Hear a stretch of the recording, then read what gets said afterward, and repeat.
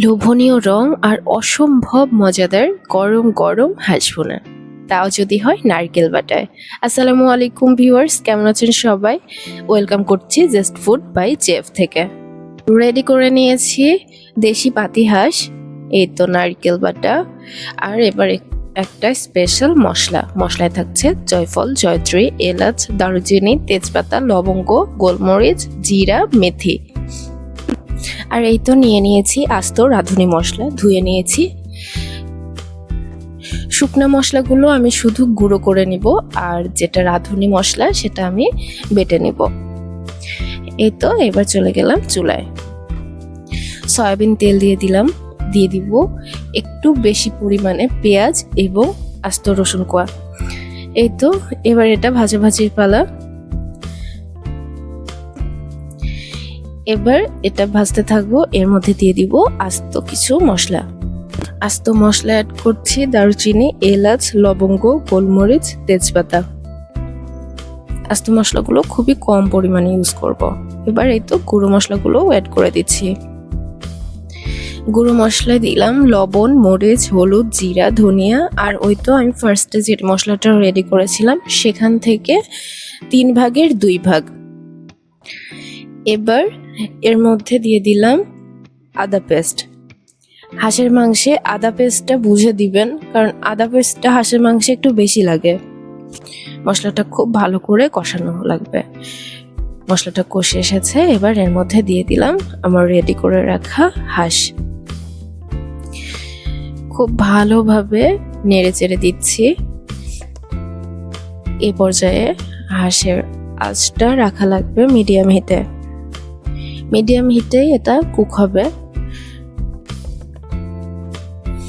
হাঁসের মাংস আসলে ঝটপট রান্না করার বিষয় না, এটা একটু লম্বা সময় নিয়ে রান্না করতে হবে, কষিয়ে।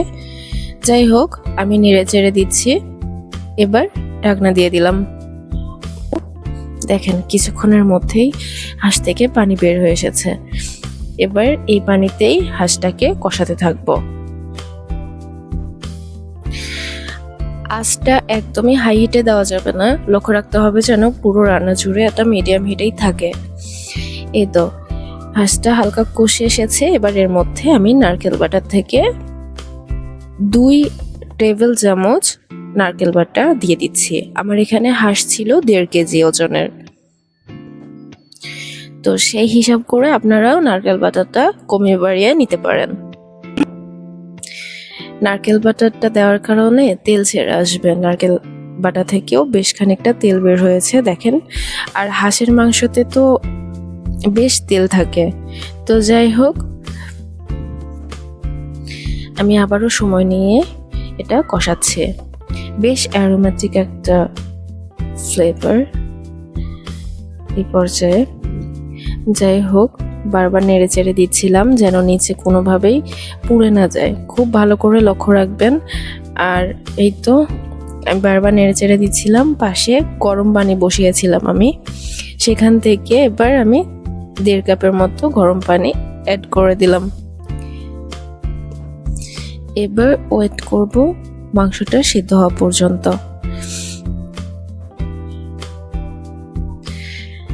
এই তো আমি নেড়ে চেড়ে দিচ্ছিলাম আর ওয়েট করছিলাম, দেখছিলাম যে মাংস কতটা সেদ্ধ হয়েছে। প্রায় 80% যখন সেদ্ধ হয়ে গেছে, তখন আমি আমার রেডি করে রাখা যে ওই তো আস্ত রাঁধুনি পেস্টটা আমি দিয়ে দিচ্ছি। হাঁসের মাংস অনেকেরই রান্নার পরেও গন্ধ থেকে যায়, তো সেই গন্ধটা রিমুভ করার জন্য আপনারা এই মশলাটা ইউজ করতে পারেন। রাঁধুনি বাটা দিলে কখনোই হাঁসের মাংস বাজে গন্ধ থাকবে না। আমার মাংস রান্না অলমোস্ট ডান। আমি আরও একটু কিছুক্ষণ ওয়েট করব। তারপরে আমার রেডি করে রাখা মশলাটা, যেটা গুঁড়ো মশলা আমি ফার্স্টের দিকে দিয়েছিলাম 2/3, এবার বাকি মশলাটুকু আমি অ্যাড করে দিব। ব্যাস, এবার আর খুব বেশিক্ষণ রান্না করার দরকার নাই। আমার হাঁসের মাংস ডান। কেউ যদি চান নারকেলের ফ্লেভারটা আরও বেশি করে পেতে, তাহলে এই পর্যায়ে আরও একটু আপনি নারকেল বাটা অ্যাড করে দিতে পারেন, তবে সেটা খুব সামান্য পরিমাণে। তো যাই হোক, এই তো আমার হাঁসের মাংসের তেল ছেড়ে এসেছে, খুব সুন্দর একটা ইয়ামি কালার। দেখেন, দেখেই কেমন লোভ লাগছে, তাই না? এটা আপনি যাকে খাওয়াবেন সে আপনার ফ্যান হতে বাধ্য, ট্রাস্ট মি। এভাবে ট্রাই করে দেখুন, ভীষণ মজার এই মাংসটা। আপনি পরোটা, রুটি, ছিটা রুটি, গরম ভাত, আপনি যেভাবেই খেতে চান না কেন এই মাংসটা তো মানে মাস্ট ট্রাই করতে হবে। দেখেন কি সুন্দর একটা কালার, লোভনীয় একটা রং, আর এত টেস্টি, মানে বাসায় না করলে তো বুঝবেন না আসলে। তো বাসায় ট্রাই করতে হবে। দেখেন আমি উঠে নিচ্ছি, বাইরে ঝুম বৃষ্টি, আর আমার গরম গরম হাঁসের মাংস, একদম জমে ক্ষীর। ক্ষীর না, এটা হাঁসের মাংস। যাই হোক ভিউয়ার্স, অবশ্যই ট্রাই করবেন, আর কেমন হলো মাস্ট জানাবেন। আর অবশ্যই subscribe Just Food by Jeff, সাথে থাকুন।